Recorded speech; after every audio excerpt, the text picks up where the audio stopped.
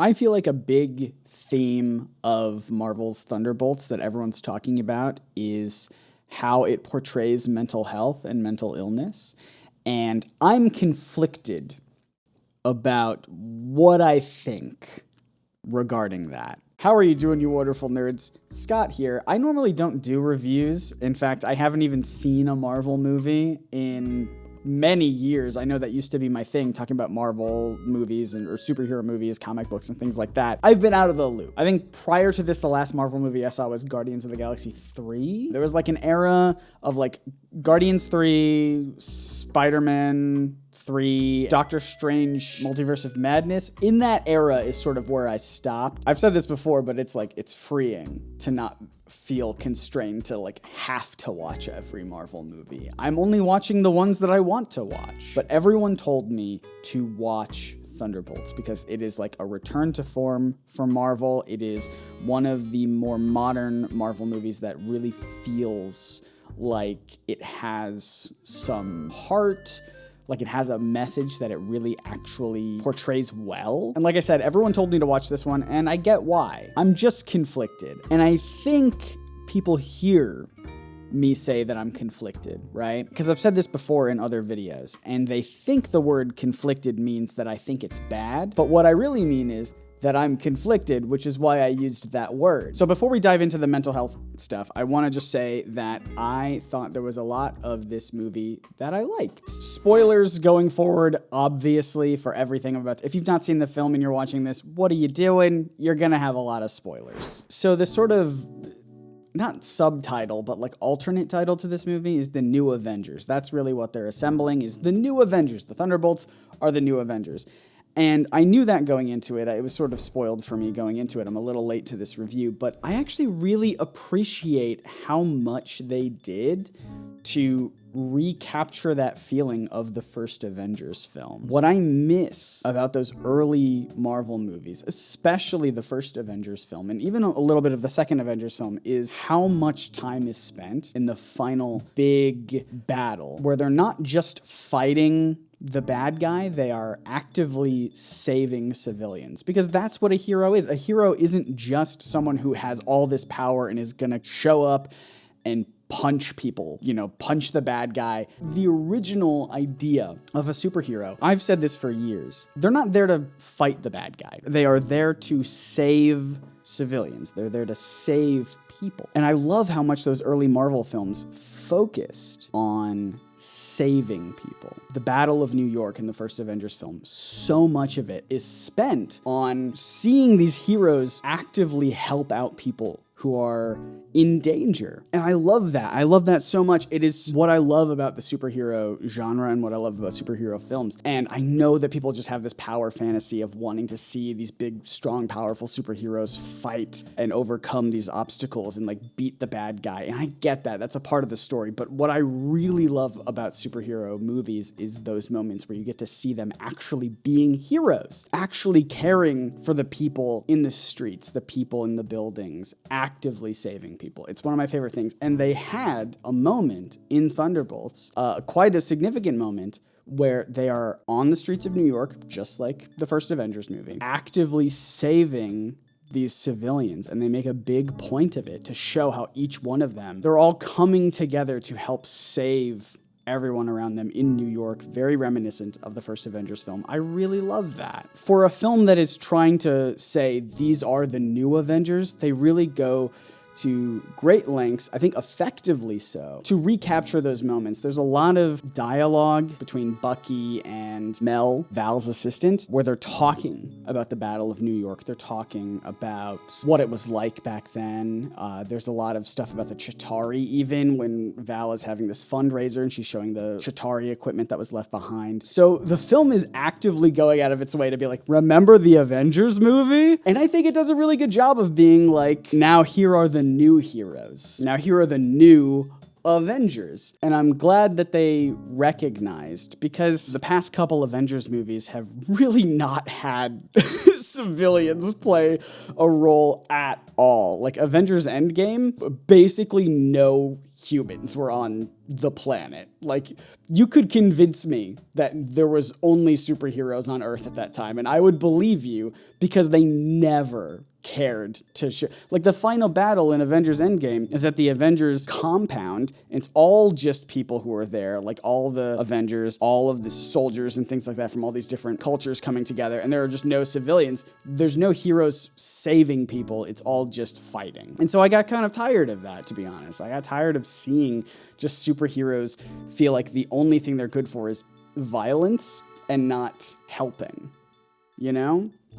So I'm glad that this movie, which is trying to brand itself as these are the new Avengers, remembers its roots as what did the Avengers stand for? The Avengers are for helping, not violence. And that brings me to the thing I'm conflicted about in regards to its portrayal of mental health in this film. And again, I want to stress that when I say I'm conflicted, I really do mean that. I don't mean that what I'm about to say is condemning this movie as bad. I don't know. I feel like people hear me say that and they're just like, "Oh, Scott hates this movie." No, I'm just conflicted about it. I'm talking my feelings out. I gotta take another drink of wine. So you've got this character, Bob. Bob is the Sentry. It's hard to even say if the Sentry is a hero or villain because he exists mostly in a villainous role, but then it's really the Void.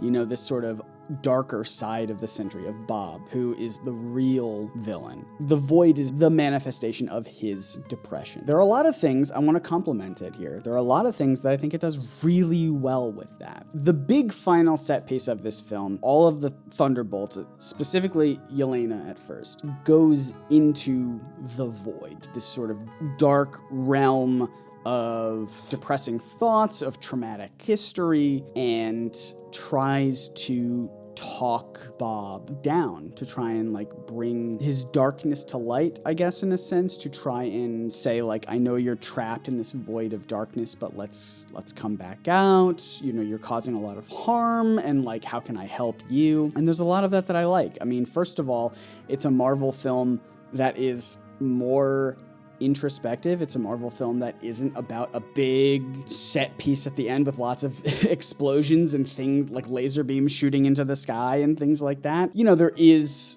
this darkness covering all of New York, but they're not fighting it.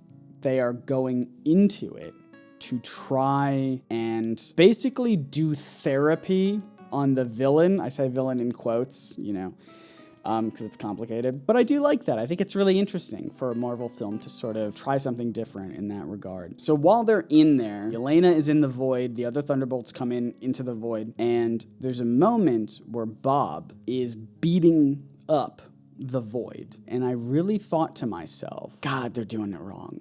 A couple minutes worth of like, gosh, they're doing this all wrong. They really had this movie where they're trying to showcase how to get through dark thoughts, how to get through depression. And the answer they came up with is violence.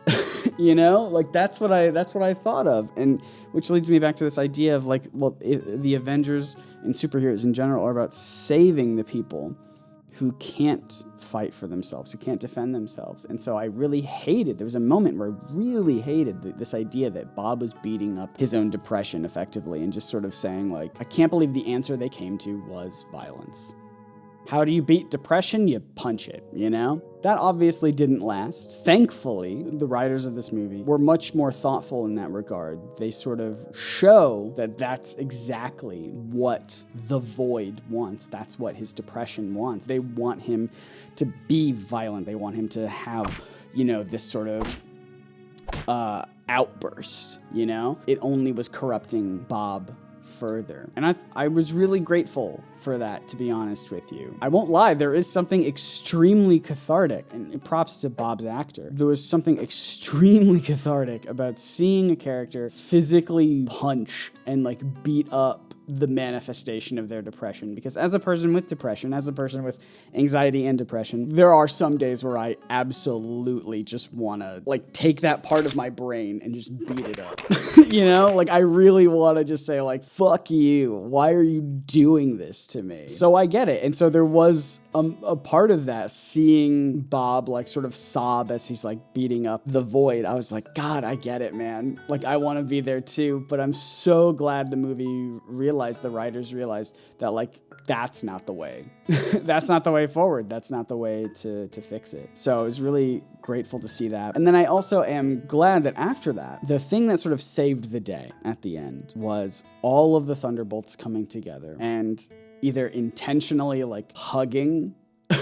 It sounds so cheesy when I say it, but like intentionally hugging Bob, or like at least like being there physically with him to trying to get him to stop beating up the void, to stop from like harming himself, to stop from corrupting himself further. Either they're like hugging him or they're like putting a hand on him. They're like getting in between him, trying to pull him off, trying to stop him from being corrupted. And like this idea that like the thing that saves the day is like togetherness, community, friendship, even in like the smallest of ways, is, I think, just very refreshing for a franchise where the solution is usually violence. And this is a movie where the solution is decidedly not violence. It is stopping violence. And I really like that. I really like that in a Marvel film. I love that Marvel is taking those risks and saying like, I know people show up to superhero movies to see the action, to see the fight scenes, and there are plenty of those that are very fun,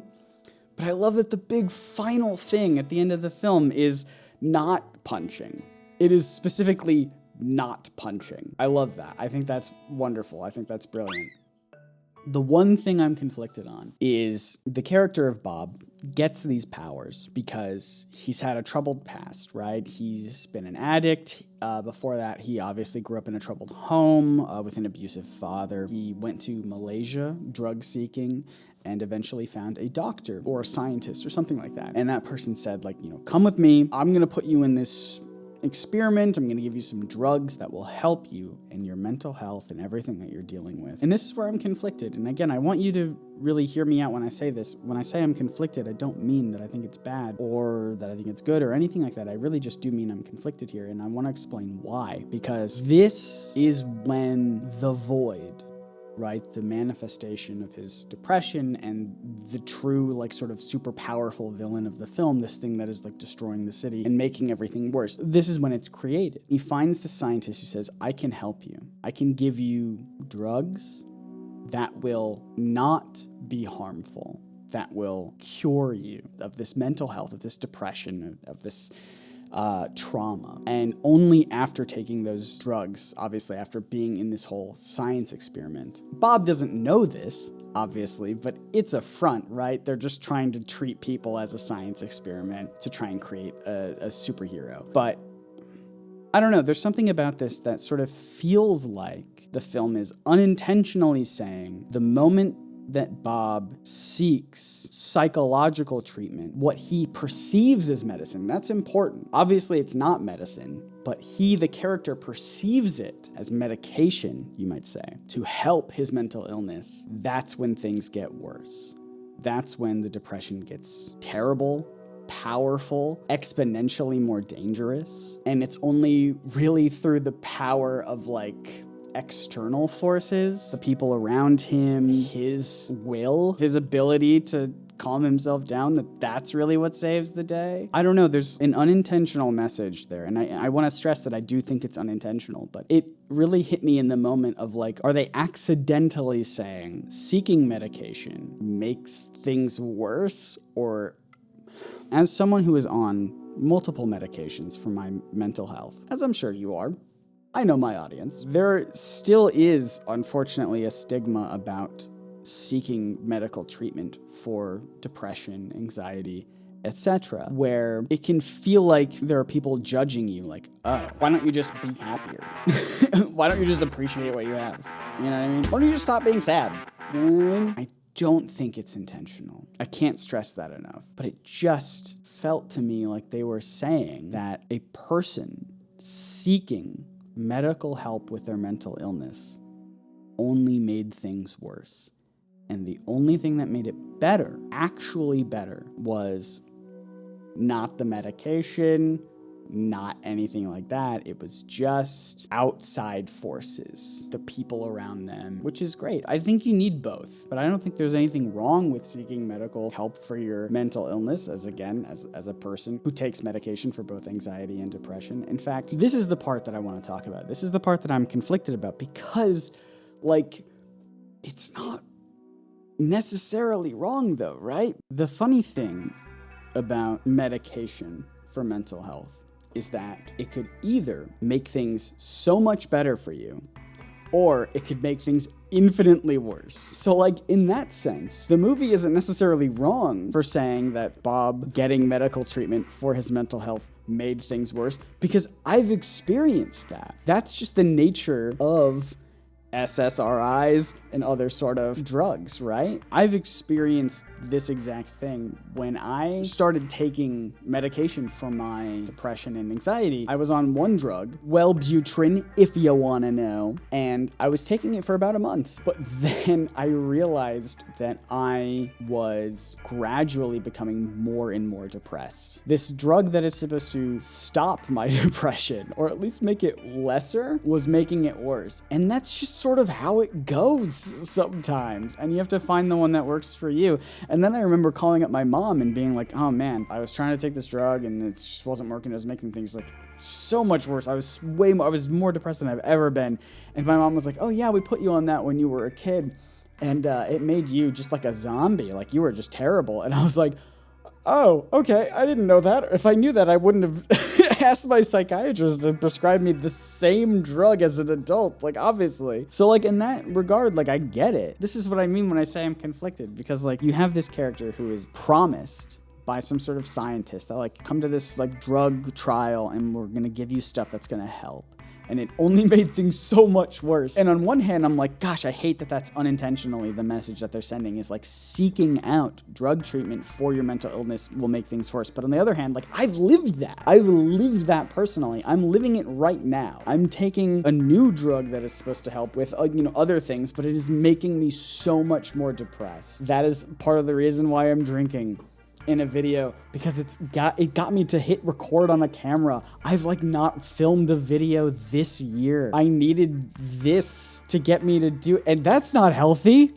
So anyway, I don't know if you're still watching at this point, if you're interested in my thoughts. I typically don't do movie reviews. That's not really what I do. Even when I covered Marvel movies in the past, I didn't do reviews of them, hardly ever. But this one really spoke to me in a lot of different ways, and I hope you liked hearing my thoughts about it. I don't know, what are your thoughts about Thunderbolts in regards to mental health? Like I said, there's some good, there's some bad. I'm conflicted. Did you walk away thinking the same things that I did? I saw it with my wife, and she didn't think the same thing that I did. She didn't see this whole thing about medical treatment. She was like, oh no, I didn't see that at all. So maybe that's just me, I don't know. I've been dealing with it recently, so maybe that's just, on my mind more. And again, I can't stress enough, that doesn't mean I think it's good or bad or anything like that. I have thoughts about it, and I want to know what you think. Anyway, I'm gonna finish this wine now, and then that will be the end of the video. Here we go. Woo! Okay, bye.